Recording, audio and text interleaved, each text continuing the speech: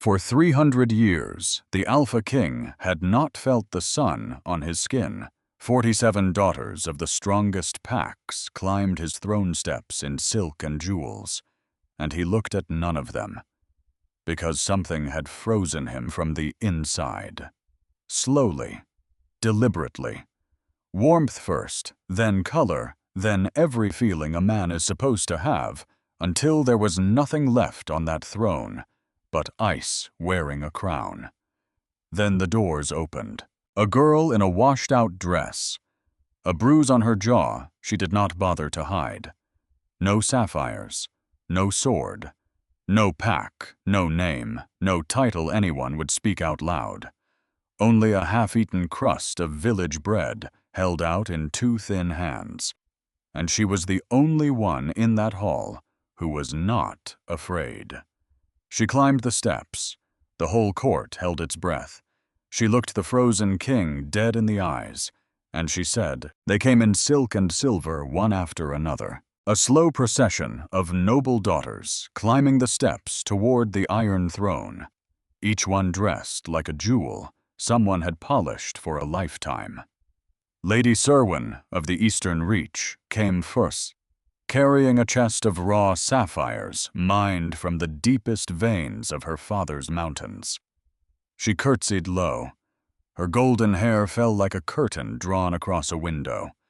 Her smile was practiced, precise, rehearsed in a mirror, until it stopped meaning anything at all. The Alpha King did not look at her. His gaze stayed fixed on the far wall of the great hall, where torchlight carved long shadows into ancient stone, and his face held all the warmth of a grave in the middle of winter. Because Corvin Ashgrave had stopped looking at people a long time ago. Lady Isora of the Northern Ridge came next. She brought a sword, forged in dragonfire, its hilt wrapped in white wolf leather, and she knelt and offered it with both hands, like a woman offering her own heart. For the king who has no equal in battle, she said. Her voice was steady, reverent, the kind of voice that had been coached. He lifted one finger from the arm of his throne. That was all. The beta beside him, a scarred giant named Torvald, stepped forward and took the blade on his behalf. The king never touched it. He never touched any of it. They had been arriving for 3 days now. 47 women from the strongest packs in the realm, each one chosen by her alpha father.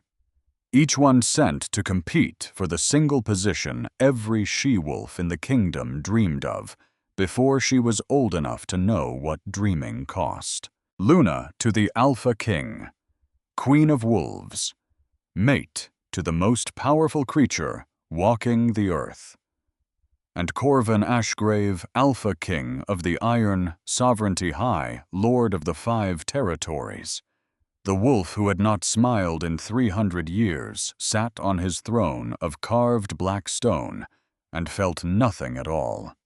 Not boredom, not irritation, not even the dull gray weight of duty that had pressed down on his shoulders back when he could still feel the shape of his own crown. Nothing. The curse had taken everything else long ago. It had started small, almost gentle. First it took warmth, the simple animal comfort of sun on skin of a fire, in the hearth of a fur cloak pulled close on a cold night. Then it took taste. Then it took color, and the whole world faded into shades of iron and ash somewhere around his 2nd century, until he could no longer remember whether the sky had ever truly been blue, or whether he had only imagined it. Then it reached deeper, and it began to eat the rest of him. Joy went first, which was almost a murder, because joy had been the thing that hurt most to lose. Then grief. Then anger, which had been the very last thing keeping him sharp, keeping him a person instead of a statue on a throne. And when the anger finally guttered out like a candle in a cold room, there was only silence left. A vast, frozen silence, where a soul used to live. His wolf had gone quiet decades ago. It still lived. He could feel it, the way a man feels a limb that has fallen asleep, present, but distant there, but not there. It no longer spoke to him, no longer surged, no longer cared about anything the world put in front of it. 300 years of rule, 300 years of ice. The 48th woman was stepping forward now, another lord's daughter in emerald velvet. Her chin lifted, her eyes bright with a hope he could not feel and did not want. And Corvin's attention had already drifted past her, to the tall window behind the throne, where gray sky pressed against gray stone, and the whole world looked exactly as dead as the thing inside his chest. And then the crowd near the doors shifted. A murmur moved through the great hall. Not the reverent hush that came with each noble presentation, something rougher. A scuffle, a sharp voice, the unmistakable sound of someone being shoved backward against their will. Corvin's gaze moved toward the back of the hall. Not because he cared, because movement was movement, and even a frozen king still tracked a disturbance, the way a dead branch still turns in the wind. She was small. That was the first thing he noticed. Small and thin, and wearing a dress that had been washed so many times, its color had become a matter of guesswork. Her hair was dark, pulled back into a braid that had half come undone, loose strands falling around a face that was too pale, too sharp at the cheekbones, the face of someone who had learned to make a little food stretch across too many days. There was a bruise on her jaw, fresh, purpling at the edges, and she made no effort at all to hide it. 2 guards had her by the arms. Behind her came a thick-necked lord, red in the face, gesturing toward the door with open disgust. Lord Bracken of Duskmere. Corvin knew the name the way you know a stain on a familiar wall. Barely, distantly, without interest. She is no one, Bracken spat loud enough for the front rows to hear. A kitchen rat. She followed the procession in like a stray dog, Your Majesty, and she should be dragged out before she shames this court any further. The girl did not struggle. She did not beg.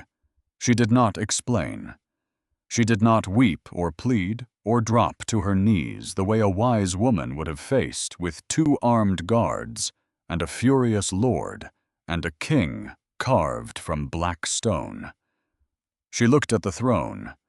She looked directly at Corvin, and deep in his chest, in a place he had sealed off so long ago. He had forgotten the door was even there. His wolf opened one eye. Release her. The words left his mouth before his mind had signed off on them. His voice was low, rough, cracked at the edges from a disuse so long it had begun to feel permanent, and it cut through the great hall like a blade dragged slow across stone. Every head in the room turned. The guards let go of her arms as though her skin had burned them. Torvald leaned in, close, his scarred face folding with concern. "My king," he said quietly. Corvin did not answer him, because his gaze had not left the girl. She stood alone now in the aisle between the rows of nobles, small and battered, and impossibly still, and she was holding something in her 2 hands. Not a chest of sapphires, not a sword forged in dragonfire, not a scroll of alliance sealed in her father's wax. A piece of bread, dark, coarse, the kind baked in village ovens by people who could not afford flour fine enough for a lord's table. And it was half eaten, 1 ragged bite already gone from the edge of it. She had been saving it. She walked forward. And the silence in the great hall was absolute now. The particular silence that falls when every wolf in a room senses that something is happening that has never happened before, and not one of them understands what it is. She stopped at the base of the throne steps. She did not curtsy. She did not kneel. She looked up at him with dark eyes that were steady and clear and entirely unreasonably unafraid. And she held out the bread. "You look hungry." That was all she said. 3 words. Not hungry for power. Not hungry for conquest or alliance, or the careful strategic mating every wolf in that hall had traveled here to negotiate over wine and flattery. Just hungry. As though she could see straight through the crown, through the throne, through 300 years of accumulated ice, and find the starving thing buried underneath it all. Corvan stared at her. The great hall stared at Corvan.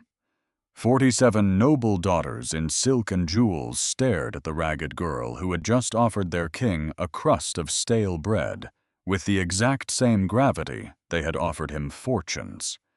He reached out, and he took it. His fingers brushed against hers, and warmth came. Not the poetic kind. Not a gentle suggestion of feeling. Not a memory of a memory. Actual physical warmth, blooming out from the single point where her skin touched his, racing up the length of his arm, flooding into his chest like sunlight, pouring through a crack in a wall of ice that had stood so long everyone had forgotten it was ever anything but permanent. His wolf came awake with a sound that was not a growl. It was a roar, a deafening, desperate, joyous howl that tore up through every nerve in his body and nearly drove him off his throne and onto his feet. Mate, mate, mate. The bread trembled in his hand. His fingers had closed around it so hard the crust cracked, and his eyes that had been flat and gray and dead for longer than anyone alive in that room had been breathing, blazed a sudden and impossible gold. The girl saw it. She saw the color flood through the gray of his irises like molten metal poured into a mold. And she took one small step back, not in fear, in recognition, as though something buried deep inside her had just answered a question she never knew she'd been asked, and the answer frightened her more than the guards ever had. "What is your name?" His voice was barely human now. "Melis," she said. "I am no one's daughter. I belong to no pack. I came because I was hungry too." Behind her lord, Bracken pushed forward, his face twisting. "Your Majesty," he said quickly, "this creature is an Omega. Lower than an Omega. She was cast out of Duskmere for—" "If he speaks again without my leave," Corvan said, and his voice dropped so low the torches along the walls guttered and shrank, take his tongue. The silence that followed was not the silence of reverence. It was the silence of fear. Corvan rose. He came down the steps of his throne, one after another, and every wolf in that hall understood the weight of what they were seeing. He had not risen for any of the 47 daughters. He had not left his seat in 3 full days of ceremony. He had sat like a thing, chiseled from the same black stone as his throne. And now he was walking, moving alive, descending toward a barefoot girl in a colorless dress. He stopped in front of her. She barely reached his chest. Up close, the bruise on her jaw was worse than it had looked from the throne. Layered. Old yellow underneath new purple. The kind of mark that did not come from one blow, but from many spread across weeks, across a whole life of them. Her hands were rough with work.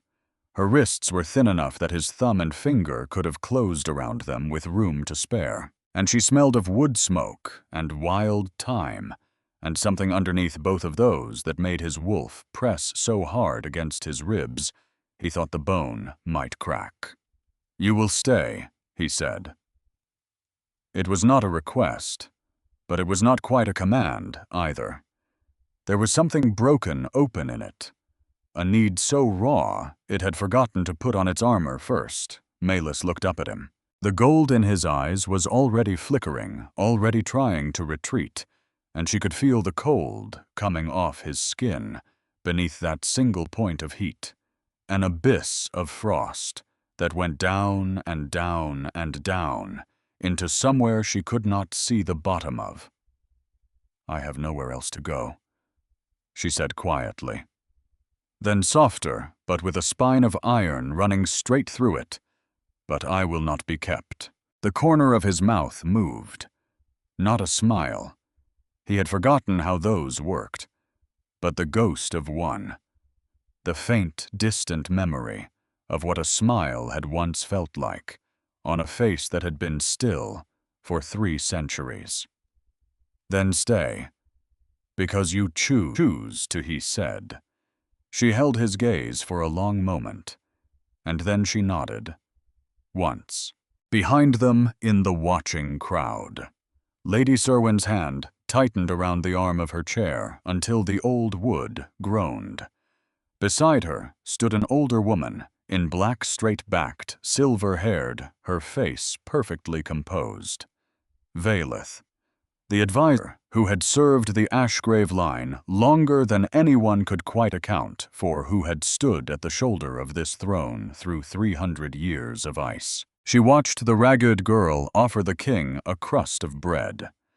She watched him come down off his throne to take it. And where every other face in that hall wore shock, hers wore something else entirely. Something patient. Something calculating.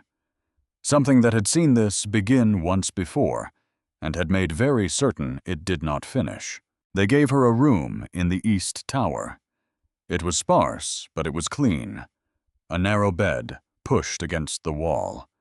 A hearth that someone had already lit. A single window that looked down over the inner courtyard, where at dawn the warriors would come to train their breath, fogging in the cold, their bodies moving through the old forms that wolves had practiced since before there were kings to serve. It was the finest room Maelys had ever stood inside, and she stood in the center of it for a very long time, not touching anything, listening to the wind press against the stone, trying to understand what in the name of every god she had stopped believing in had just happened to her life.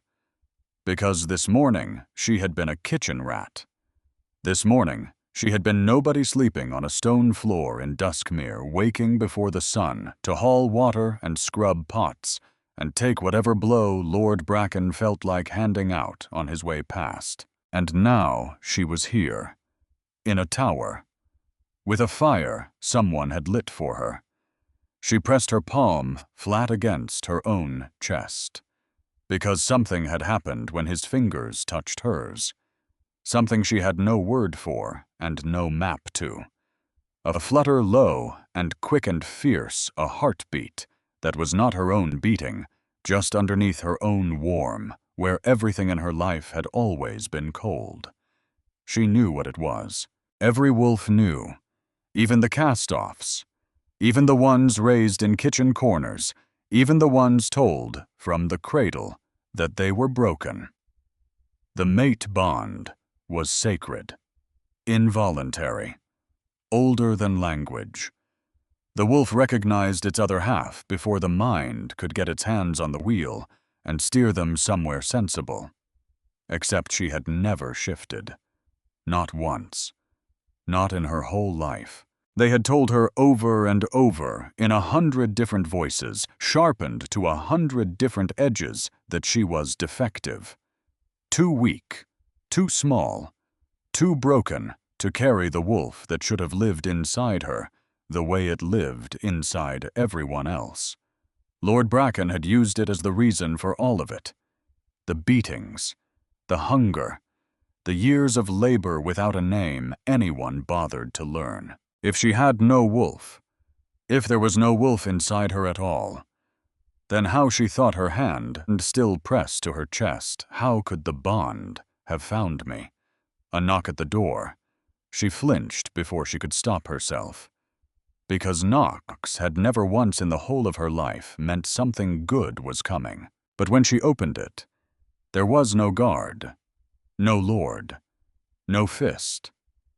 There was a small round woman with kind eyes and flour dusted across her apron, holding a tray that steamed in the cold tower air. "I am Orwyn," the woman said.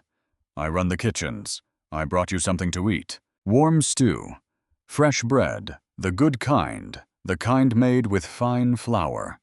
A cup of something hot that smelled of honey and herbs."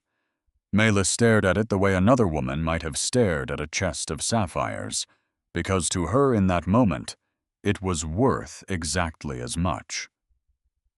"And I wanted to reach you," Orwyn said, stepping just inside before anyone else does. "Before someone kinder-looking than me tells you a kinder-sounding version of things." Melis took the tray. Her hands were not quite steady. The last woman who held the king's eye, Orwyn said, was named Lysandra. She was beautiful. She was clever. She told half the court she'd be Luna inside the month. "What happened to her?" Melis asked. And the kindness in Orwyn's eyes went flat. "She vanished. Nearly a season ago.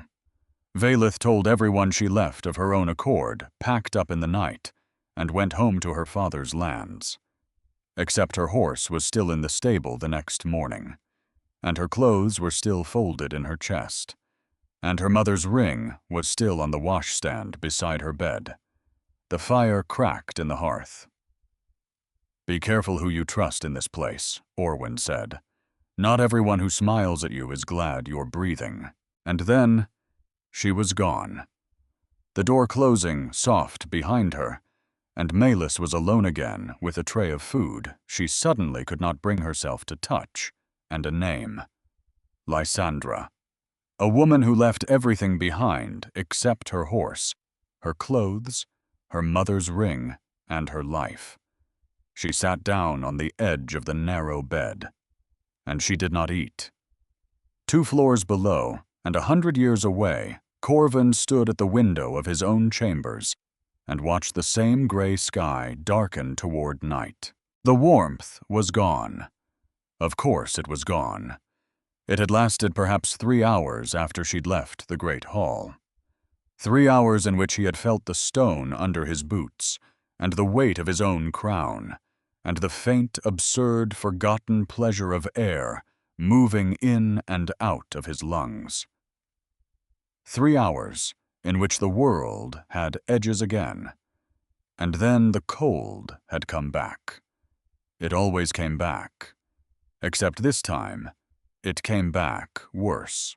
Because that was the cruelty at the center of the thing. The part no one who had never carried a curse could ever understand. The thaw was not a gift. The thaw was the setup. Every degree of warmth the bond gave him, the curse took back with interest, rushing into the space.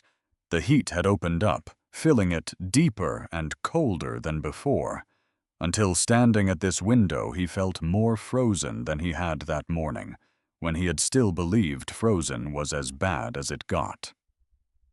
His wolf paced. That was the new thing, the unbearable thing. After decades of silence, the wolf would not be still. Now it prowled the inside of his ribs and snarled and pulled always in the same direction, always toward the east tower, toward her, with a single-minded hunger that felt very close to madness. So he told himself he would not go. He told himself she was a complication he did not have the feeling left to manage. He told himself the smart thing, the kingly thing, the safe thing was to let her have her tower and her tray, and her strange, steady eyes, and to never go near her again. He told himself all of that. And 3 nights later, he found her in the library anyway. He had not meant to. He had told himself he was walking the corridors to check the watch. He had told himself he'd heard a sound. He told himself several convincing lies in quick succession, one after the other. And then he was standing in the doorway of the great library, and she was sitting cross-legged on the floor beside a dying fire, reading a book nearly as large as her whole torso. "You can read," he said, and then hated the surprise in his own voice. Malis did not look up from the page. "An old healer taught me," she said. "When I was 7. Lord Bracken had her whipped for wasting her hours on an omega. So she taught me after that, in secret, in the dark, when no one was watching to be angry about it." She turned a page. The firelight moved across her face, softening the bruise on her jaw, which had faded now from purple to a sickly yellow-green. In that light bent over her book, she did not look like a kitchen rat at all. She looked like a scholar, like someone who belonged in a room full of the accumulated knowledge of centuries. "What are you reading?" he asked. She looked up then, and her dark eyes were sharp with something that was not quite an accusation, but stood very close beside one. "A history of the blood frost curse," she said. Corvin went very still. "Fascinating subject," she said, "particularly the part about how it was cast." The fire popped. A log shifted and collapsed in a soft shower of sparks, and the sudden flare of light caught the gold flooding back into his eyes, drawn out of hiding by her nearness, by the bond, by the simple unbearable fact of her sitting 6 feet away. 300 years ago, Maelis said, and her voice was quiet, but it did not waver. A witch named Waisold cursed the Ashgrave line. Because the king before you, your father, had her daughter executed for practicing magic. No one had given her leave to practice. And so the mother took everything from him in return. Warmth first, then the senses, then feeling, then the wolf, and finally in the end, the life. She closed the book. "But a curse like that cannot hold itself up," she said. "It needs an anchor, a living one, someone close to the king, close enough to matter, who feeds the thing with their own will and keeps it burning year after year for as long as they choose to." She looked up at him, and her next words landed in the quiet room like stones dropped into deep, still water. "Someone in this fortress has been keeping you dying," she said. "And they have been doing it for 300 years. Corvin did not move. "You found this in 3 days, he said at last, and his voice held something that might have been wonder if the curse had left him enough of himself to feel it. "I found it because I looked," she said. "Has no one else?" And the question hung there between them. Because the answer he had never once let himself turn over and examine in 3 centuries of ruling from a throne of ice, the answer was no. No one had looked. Not Torvald, loyal as a hound, and just as incurious. Not his advisors who managed the curse the way physicians manage a wasting illness, treatable, endurable, never once curable. Not his mother before the end. Not his father before her. Not Valeth, who had served 3 generations of his blood, who had stood at his shoulder for 300 years, who surely in all that time must have. He stopped. Maelis watched the thought arrive on his face. She saw it land, and she did not say a single word, because she understood in the way that only someone who has waited her whole life for people to finally see the truth in front of them can understand that this was a thing he had to reach with his own hand, that she could hold the lamp, but he had to be the one to open the door. "Valeth," he said, very slowly. "She has been at court a long time," Maelis said carefully. "Since before the curse. Since before Isolde. Long enough that no one questions it anymore. Long enough that she has simply become part of the walls. And when Lysandra started to get close to you, she vanished." The cold in Corvin's chest clenched like a fist, and it was not the numbness of the curse this time. There was something worse, something that felt impossibly after 300 years, without it very much like the first cold edge of fear. "Why are you telling me this?" he said. Melis set the book aside. She rose to her feet, and she was still so small, still barely level with his chest, but there was nothing small in the way she held his eyes, and did not look away. "Because you took my bread," she said, "and because I think you have been starving for a very long time, and in 300 years in this whole fortress full of people who bow to you and serve you, and would die for you, not one of them ever cared enough to ask you why." He crossed the room, not to threaten her. There was nothing of threat in it. He crossed the distance between them because he could not in that moment do anything else, and he stopped close enough that she could feel the unnatural cold pouring off his skin, close enough that his breath should have been warm against her forehead, and was not. His hand rose, and stopped, trembling, actually trembling, an inch from the curve of her jaw. "If I touch you," he said, and his voice was wrecked barely more than a breath. "The warmth comes back, but it leaves again.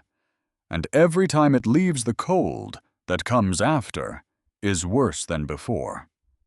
The curse fights it. The curse always fights it." Melis reached up, and she took his hand out of the air where it hung shaking, and she pressed it flat against her own cheek. And the warmth broke through him like a dam giving way.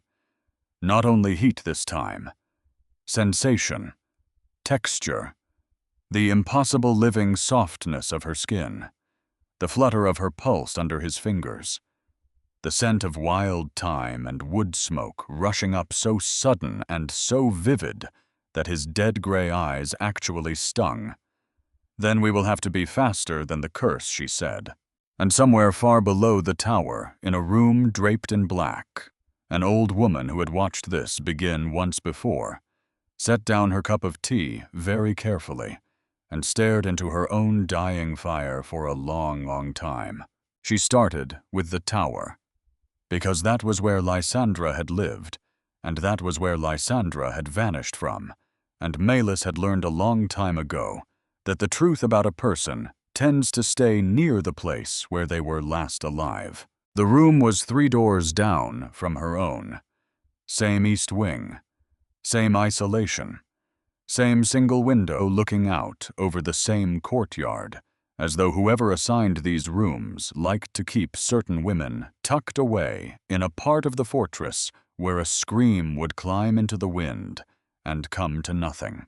She found the door unlocked, which was the first thing that was wrong, because a room where a woman had disappeared should have been sealed or scrubbed or given to someone new.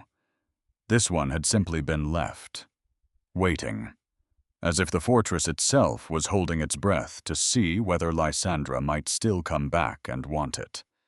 Melis stepped inside. Dust lay thick on the washstand.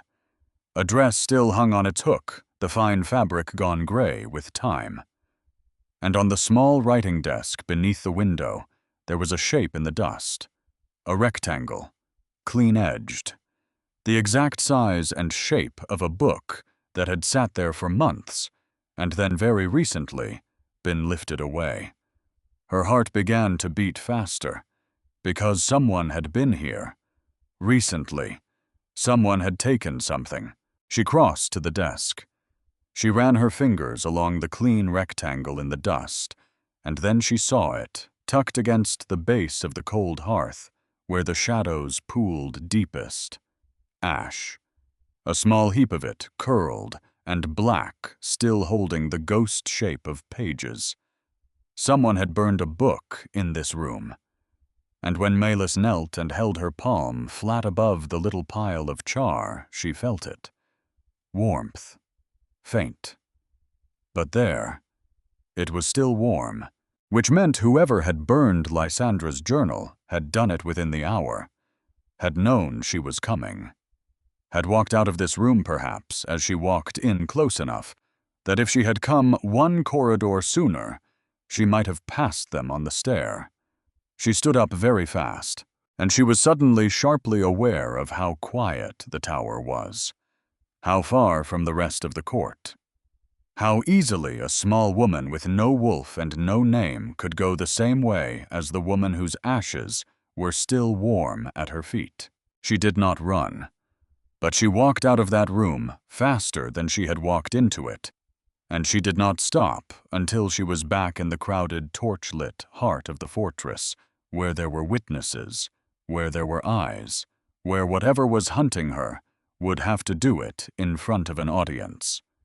The court did not make it easy, because the noble daughters had not gone home. Most of them had lingered, waiting to see whether the king's strange lapse in the great hall would pass like a fever, whether the ragged girl would be quietly removed, and the proper business of choosing a Luna resumed. And at the center of them, gathering the others around her, the way a lodestone gathers filings, was Lady Isora of the Northern Ridge. She found Malus in the long gallery the next morning. "We were all wondering," Isora said, her voice bright as broken glass, "whether the king has told you what happens to the women he grows bored of." Malus said nothing. "He is 300 years old," Isora said. "Do you imagine you are the first? You are a novelty. A dirty little novelty he picked up off the floor. And when the novelty wears thin, and it always wears thin, you will go back to the floor, if you are lucky enough to go anywhere at all." The other daughters laughed, soft, practiced, the particular laughter of women who have never once in their lives been hungry. And Malus felt the old thing rise in her chest, the flinch, the shame, the instinct to make herself smaller, to apologize for taking up space in a room full of her betters. Except she was tired of it.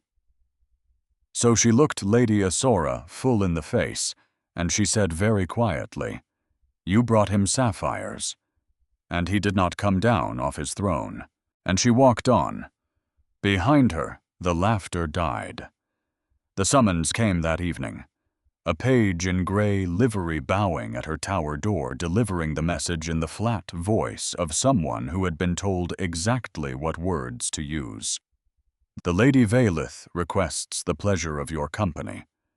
And Malus stood in her doorway, with the fire warm at her back, and understood with a cold clarity that she was being invited into the mouth of the thing. She went anyway, because you cannot fight what you refuse to look at. Vailith's chambers were nothing like the tower.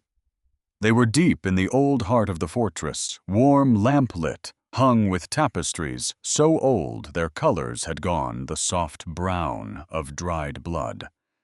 And Vailith herself sat by the fire in a high-backed chair, straight and silver and serene, with a second cup of tea already poured and steaming on the small table opposite her. "Sit, child," she said. "You look exhausted." Malus sat. "You have been busy," Vailith said. "Reading, wandering, asking your questions in the kitchens and the corridors. It is charming in its way. It reminds me of someone," Lysandra Malus said. Vailith's smile did not so much as flicker. "She was clever too," Vailith said. Clever and kind and utterly convinced that she had found something no one else had ever bothered to find. And do you know what became of all that cleverness in the end? She lifted her tea. She sipped. Nothing, she said. It came to nothing, because she did not understand what she was standing so close to. And then Vailith set down her cup, and she leaned forward, and her voice changed. It softened. It warmed. It became all at once the voice of a grandmother who has lived a long time and seen a great deal, and wants only to spare a young girl a great deal of pain. "Let me tell you the truth," she said, "since no one else in this place will. He is using you. Not cruelly. He does not have the feeling left for cruelty. But he is using you all the same, the way a frostbitten man will hold his hands to any fire he can find and burn them, and not even notice, because he cannot feel the burning anymore. You are warmth to him, nothing more. And when the warmth stops working, and it will stop working, they always stop working, he will set you down and forget your name inside a week. The fire crackled. Go home, Velith said gently. Except you have no home. So go somewhere, anywhere, while you are still alive to go. I am the only one in this fortress who will ever tell you to save yourself. Everyone else is simply waiting to see how you break. And here was the thing Melis would think about for a long time afterward. For a moment she almost believed it, because she was tired. Bone-tired, in a way that went past her body and into whatever sat underneath it. She had been hungry her whole life. She had been struck and starved and told 1,000 times that she was nothing. And here was a warm room and a warm cup and a soft old voice telling her that the sensible thing, the safe thing, the kind thing she could do for herself was to stop, to walk away. To choose for once her own small survival over someone else's enormous need. And it would have been so easy. Which is exactly how she knew. Because Velith's voice was too warm, too kind, too perfectly pitched to the shape of her exhaustion, as though it had been made to measure. Nobody had ever once in the whole of Melis's life been this gentle with her, without wanting something. And the only thing this woman could possibly want was for her to leave. Which meant she was in the way. Which meant she was close. Melis stood. Thank you for the tea, she said. Velith watched her, and for just one instant, one flicker too fast, to be certain of something moved behind the old woman's serene face. Something that was not gentle at all. You are making a mistake, Velith said. Maybe Melis said, but it will be my own. And she remembered the bread. She remembered the look in his eyes when he took it. The look of a man who had been starving so long he had stopped believing food existed. And she thought walking out of that warm room into the cold corridor that no one had ever looked at her, the way Velith just had. Like a problem to be managed. Except one person had looked at her the opposite way, like she was the answer. She went to him. She found him in the war room alone. A map of the 5 territories spread before him, though he was not looking at it. He was looking at nothing. Sitting very still, in the way she was beginning to recognize the stillness that meant the cold had come surging back, and he was riding it out. The only way he knew how, by not moving, by not feeling, by waiting for it to pass. She put both hands flat on the map. Velith summoned me tonight, she said. She offered me tea and kindness and a warm room, and she told me to leave the fortress while I still could. The gold came slowly into his eyes. She burned Lysandra's journal, Melis said, within the hour before I reached the tower. She knew I was coming. She has known every step I have taken since the moment you came down off that throne. Corvin rose, which means she is the anchor, he said. And it was not a question anymore. Melis met his eyes. Someone has kept you dying for 300 years, she said. And she has been sitting at your right hand the entire time, pouring your tea and calling it loyalty. The fire in the great hearth roared up suddenly, as though the fortress itself had heard, and beneath Corvan's hands, the edge of the ancient map curled and browned, and his voice when it came was low and terrible and fully awake. Then let me kill her, he said. And Melis said, no, not yet. Because if you kill her by force without proof, this whole kingdom fractures in a single night. She needs to be seen. She needs the whole pack to watch her do it with their own eyes. How he said. And that was the moment the horn sounded from the great hall below, calling the court to the final feast, the feast that would end the procession, the feast where every noble in the fortress would be gathered in one room under one roof. Melis looked toward the sound, and something in her went very quiet and very sure. "Give her the chance," she said, "and she will show them herself." The great hall was full when she entered. Every table lined with nobles, every cup filled, every gift from the procession displayed along the walls, like trophies from a hunt that had killed nothing. The sapphires, the dragonfire sword, 47 fortunes laid out in a row, and not one of them the thing the king had chosen. Melis walked in, wearing a dress Orwyn had found for her. Simple, deep green, clean and pressed, and hers. She did not creep in along the wall the way a kitchen rat would. She walked down the center of the hall with her head level and her spine straight, and she felt every eye in that room fasten onto her, and she did not look away from a single one of them. Corvin sat at the head of the hall. He had not named Aluna. The whole court knew it. The procession was ending, and the king had come down off his throne exactly once, in 3 days, for a barefoot girl with a crust of bread. And now the room simmered with the particular tension of people waiting to see whether the natural order would reassert itself before the wine ran out. Velith stood before it did. She rose from her seat near the high table, and she let the hall fall quiet around her, the way only someone certain of her own power ever waits for silence. She did not hurry. She had 300 years of practice at being listened to. "I invoke the right of challenge."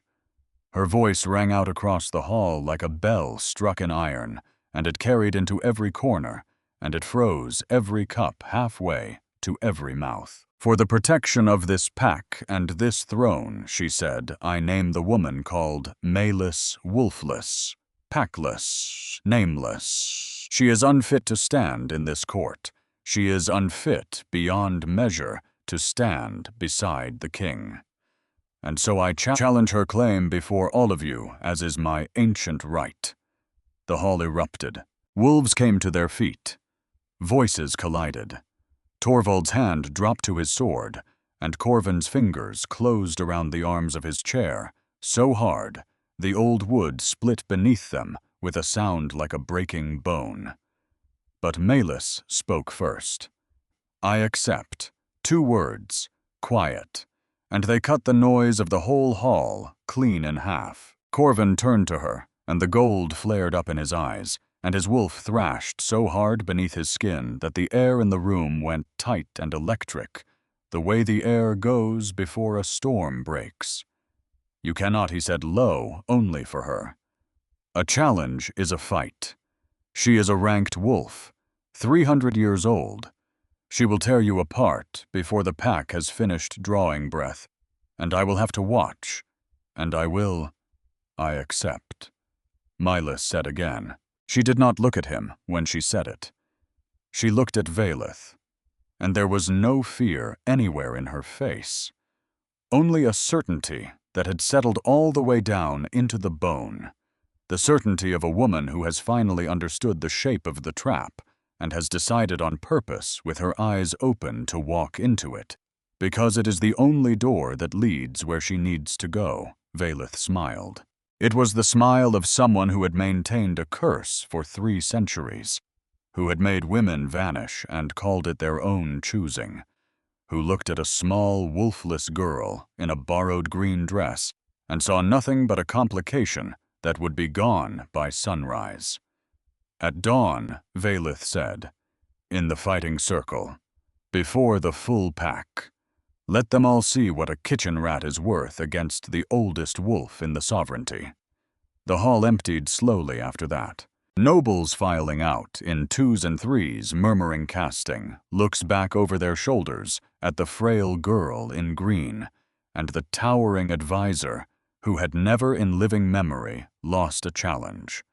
Lord Bracken lingered longest, and the look on his face was almost hungry, because he had beaten this girl for years, and now he was going to get to watch someone finish the job he had never quite had the nerve to complete. Then they were gone, and it was only the two of them left in the vast and echoing hall, and Corvan came down from the high table at last, and his hands were shaking. "She will kill you," he said. "She will try," Mylus said. "You are not a fighter. You have no wolf. You have no—" "She has to use the curse," Mylus said. And that stopped him.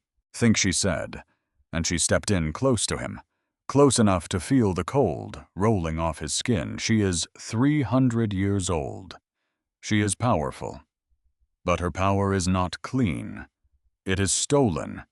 It is the same dark thing she has been pouring into you for 3 centuries, and she cannot fight me without reaching for it.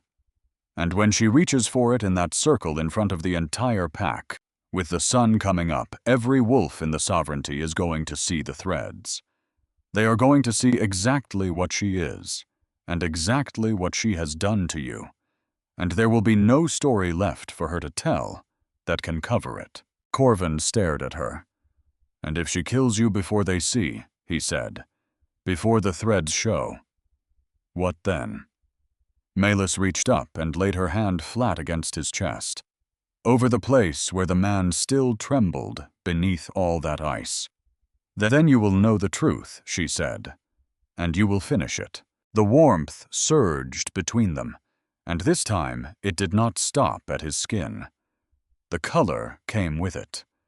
The torchlight along the walls, which had been gray to him for 2 centuries, bled slowly into orange and gold at the edges of his sight, and he stood there and watched a hall he had ruled from a throne of ash turn for a handful of heartbeats into a place with fire in it again. He pulled her against him, not gently. His arms closed around her small frame, and his face pressed down into her dark hair, and he held on the way. A drowning man holds the one solid thing in a black and freezing sea. "I have not felt anything in 300 years, he said into her hair, and his voice broke on it. "I cannot lose the first person who ever made me feel again.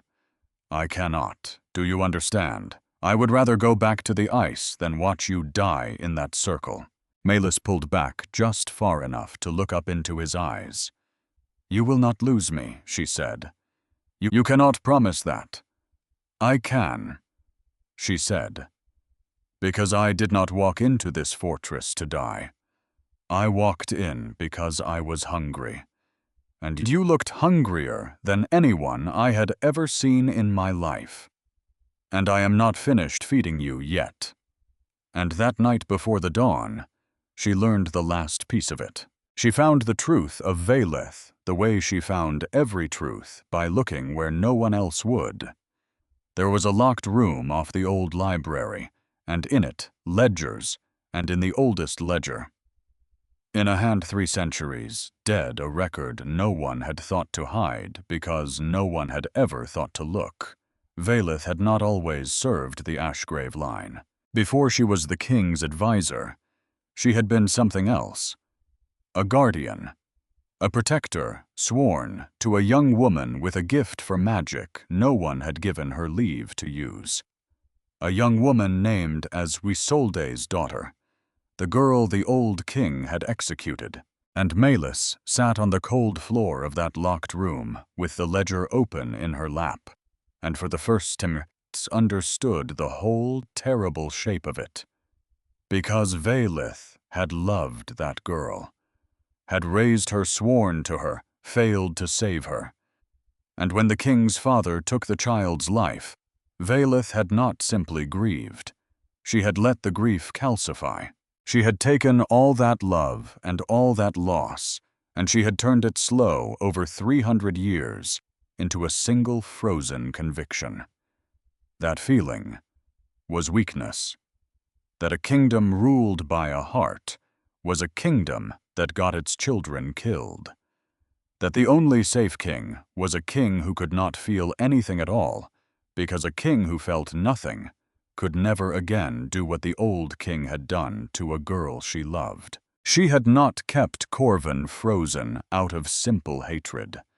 She had kept him frozen because somewhere underneath 3 centuries of ice, she believed she was protecting the whole kingdom from the danger of a beating heart, which was the most dangerous kind of villain there is.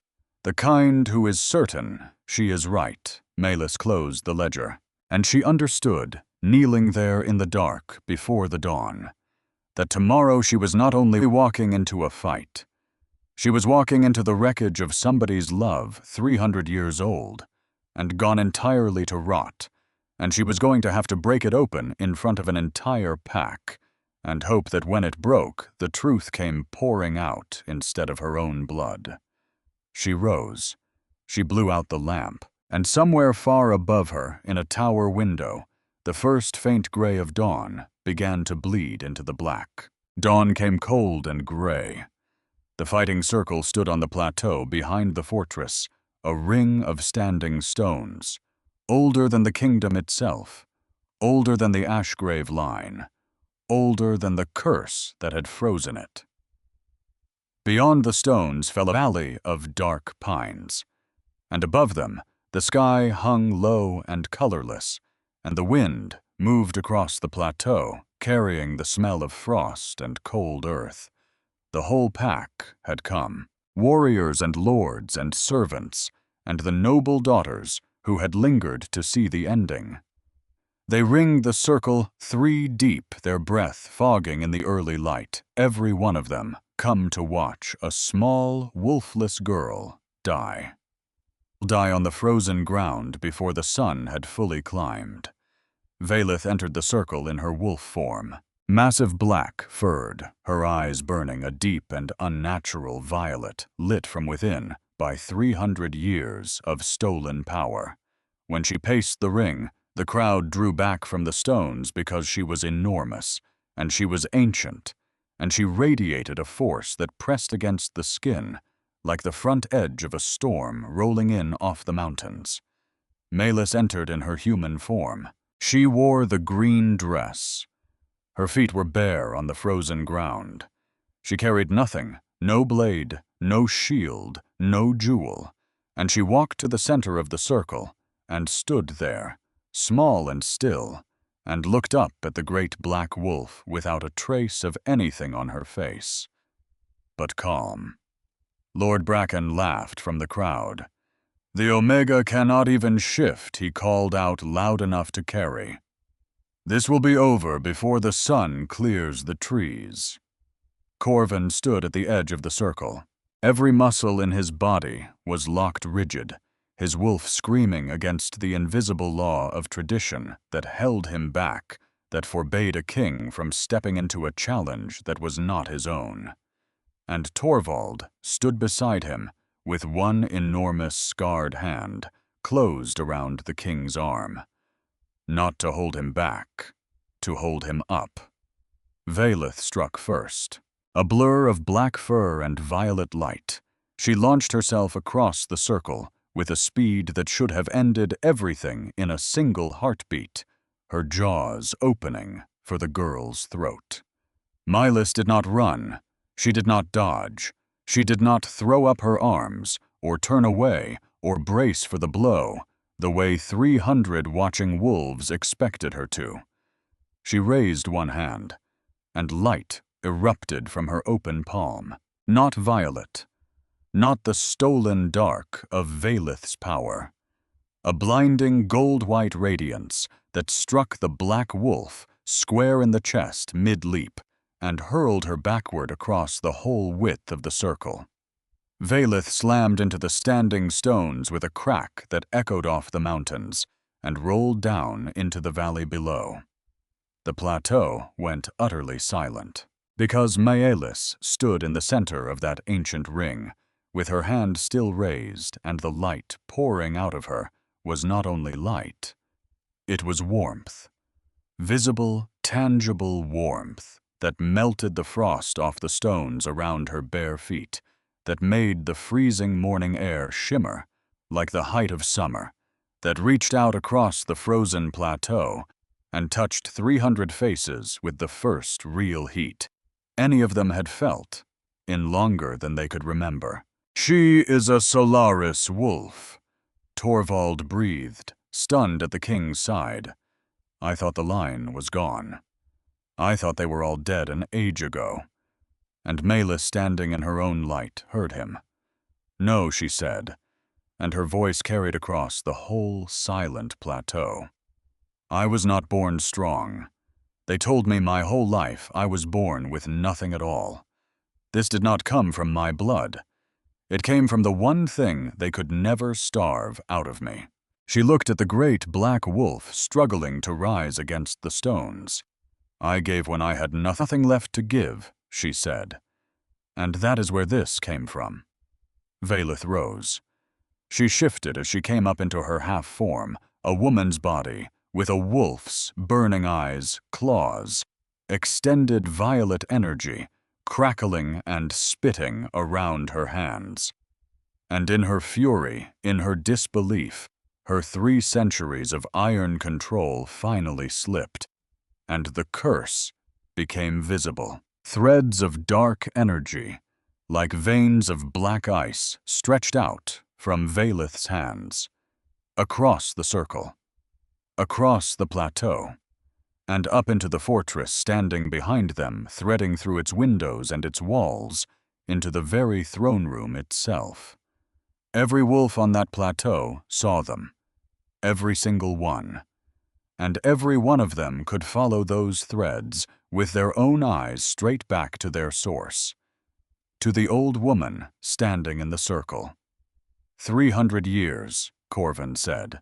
His voice was quiet, but it carried across the plateau like a bell tolled at a funeral. 300 years you kept me frozen. You made Lysandra vanish. You maintained the thing my father died beneath. You let my mother go to her grave, believing it was a weakness in her own blood. Velith bared her teeth. Your father was weak, she said. Your mother was weaker. This kingdom did not need a heart. It needed a wall, and I made you into one. I kept this pack strong and whole and safe for 3 centuries, while you rotted quietly on your throne and the fools out here called it ruling. You kept me in a cage, Corvin said, and you called it a crown. And Melis brought both her hands together. The gold-white light intensified, blazing, and it ran out along the threads of dark energy the way fire runs along a soaked line, following them back and back toward their source. Velith screamed, and it was not only a sound of pain, it was the sound of 300 years of stolen, hoarded, calcified power coming apart all at once. The curse shattered. It broke with a sound like a frozen lake cracking open in the first warmth of spring, a deep and resonant fracture that rippled outward from the circle and washed across the whole plateau in a single wave. Every wolf felt it pass through them. The great oppressive weight that had hung over the iron sovereignty for 3 centuries lifted in one devastating instant, and the air itself seemed to change, to lighten, to breathe. Corvin dropped to his knees, not from weakness, from the sheer overwhelming flood of it, because the world exploded into color and sensation all at once, more than a body could hold. The deep living green of the pines, the blue breaking through the gray overhead, the red of Torvald's cloak, the warmth of the sun finally clearing the trees and landing full on his upturned face. He could smell the pine sap and the cold earth and the rain still hours away. He could feel the rough frozen stone beneath his knees. He could hear every heartbeat in that enormous crowd, and above all of them, clearer than all of them, one steady rhythm, his wolf locked onto with absolute and unshakable certainty. Hers. Velith collapsed in the circle. The violet was gone. Her body had diminished, folded in on itself, and she looked at last exactly as old as she truly was. Ancient. Spent. The years catching up with her all at once in the space of a few seconds, 300 of them arriving together to collect a debt that had come due. The guards moved in without waiting to be told. And Corvin rose. He crossed into the circle, and the crowd parted before him with a reverence that had nothing left of fear in it. He stopped in front of the ruined old woman, kneeling on the frozen ground, and his hand went to the sword at Torvald's belt, and he drew it. And every wolf on that plateau understood what came next, because this was the law. This was 300 years of vengeance owed. This was the moment the king took back everything that had been stolen from him in blood, the way it had always been done, the way it would always be done. He raised the blade. Stop. Melis's voice, not loud. But it went through the whole plateau, and it stopped his arm at the top of its arc, and he turned to look at her, with the sword still raised and the sun in his newly living eyes. She killed Lysandra, he said. She stole 300 years of my life. She would have killed you this morning without a flicker of regret. Give me one reason. I will give you the only one that matters, Melis said. And she walked to him across the frozen ground, and she put her hand on his raised arm gently, and she brought it down. Because if you kill her like this, she said, then the story they tell for the next 300 years is that the king answered. Cruelty with cruelty, and the wheel turns, and the next frightened wolf who thinks the kingdom needs a wall instead of a heart will point to this morning as her reason. She turned love into ice because she watched a king be cruel. Do not give the next one the same excuse. Corvin's hand trembled around the hilt. She took everything from me, he said, and his voice cracked all the way down the middle. She took 300 years, I know, Melis said, and her eyes were wet, but her voice was steady as stone. So do not let her take who you are, on top of it. Let her be judged, in the open, by the whole pack in the daylight with every crime named out loud where no one can ever bury it again. That is not mercy for her. That is freedom for you. Break the wheel. Do not just take your turn on it.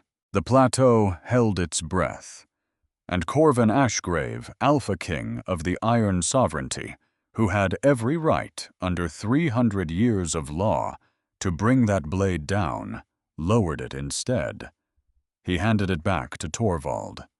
Take her, he said of Velith. She will face the whole pack, every name, every year, in the light. And the wolves of the sovereignty, watching their king choose the harder thing, understood that they had witnessed something rarer than any vengeance. They had watched a cycle 300 years deep finally break, not with a sword, but with a woman's hand bringing a sword down. Corvin turned to Melis, and in front of the entire pack, in the full light of the risen sun, he reached up and took the crown from his own head. The iron crown of the Ashgrave line, black metal forged in wolf fire, the crown that had burned every hand that touched it for 300 years. He set it on her dark hair. It did not burn. It settled against her, as though it had spent 3 centuries waiting for exactly this head to rest upon, and in the morning light, the black iron gleamed with a warmth it had never once held before. Melis, he said, and his voice broke on her name, the way a river breaks through a dam, not in weakness, but in release. Luna of the Iron Sovereignty, my mate, my equal, the woman who carried bread to a starving king, and who broke the chains that everyone else in 300 years had only ever called tradition. And he knelt, the Alpha King on his knees before a woman the whole realm had called nobody. And around the circle, one by one, the wolves of the Iron Sovereignty went down with him. Torvald first, then the warriors, then the lords, then the noble daughters, who had brought their sapphires and their swords and their careful alliances. And last of all, slowest of all, his knees hitting the frozen ground, like a man who has just understood the size of his own mistake, Lord Bracken, who had beaten and starved a kitchen rat for years, and now knelt before the most powerful wolf he had ever stood beside. Maelys looked down at the king, kneeling before her. She took his face in both her hands. "Stand up," she whispered. "Kings do not kneel. This one does," he said. "For you. Only ever for you." 3 months later, the gardens of the Iron Fortress bloomed for the first time in recorded memory. Not only the tended courtyard beds, but wild growth everywhere, roses climbing the gray stone walls, ivy threading through the battlements, pale flowers spilling out of window boxes that had stood empty for centuries. The fortress itself seemed to breathe differently, as though the stone had thawed along with its king. Corvin stood on the balcony of their chambers and watched the sun go down in colors so vivid they still, after 3 months, stopped him where he stood. Gold, crimson, a violet in the clouds that had nothing to do with any curse, only with the ordinary miracle of an evening sky. Maelys found him there, the way she always did. "A letter came," she said, leaning into his side. "From Duskmere." His arm came around her, and his wolf stirred, not with the old frenzy now, but with a low and steady and protective warmth that had become as constant in him as his own heartbeat. "Bracken," he said. "His son," she said. "Bracken has been removed by his own pack council. It seems that ruling through cruelty grows less popular when the kingdom next door proves there was another way the whole time. The son asks for a trade alliance, and he sent a letter to me, an apology, on behalf of his house, for the treatment of an honored wolf who should have been recognized and protected and never once made to sleep on a kitchen floor." Corvin looked down at her. "What do you want to do with it?" he asked, and Maelys smiled.